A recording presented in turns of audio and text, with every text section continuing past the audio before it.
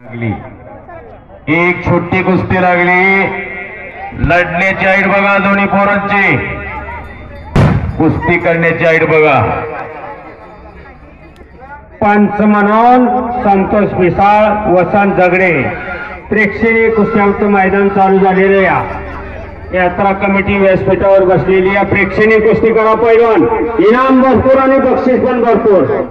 खरं तर प्रत्येक गोळेगाव 10 रुपये इनाम देत होते, प्रत्येकाला प्रसाद देत होते। देणारी माणसं आहे तिथं तुम्ही फक्त कुस्ती करा, पैशाला कमी नाही।